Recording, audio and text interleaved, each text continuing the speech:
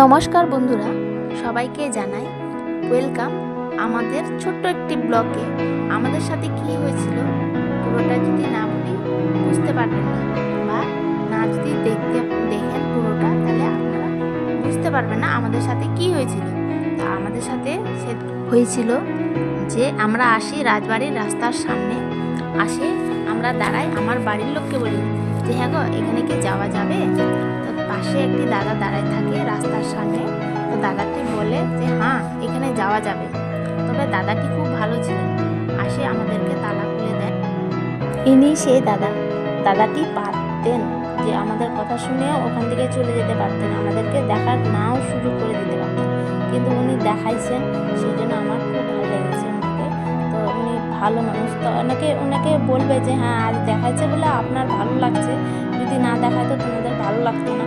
তো অবশ্যই বলবো এই কথাটা যে হ্যাঁ, দেখাইছে বলে ভালো লাগছে তা না, উনি যদি পারতেন ওখান থেকে চলে যেতে পারতেন, যে কিছু না বলে। আমি তো জানতে পারতাম না যে উনি আমাদেরকে দেখার সুযোগ করে দেবেন। তো দাদাটার জন্য খুব ধন্যবাদ। আর আমাদেরকে খুব ভালো লাগছে, কেন পুরনো স্মৃতি দেখতে আমার খুব ভালো লাগে। তো ধন্যবাদ আমার ব্লগটা দেখার জন্য।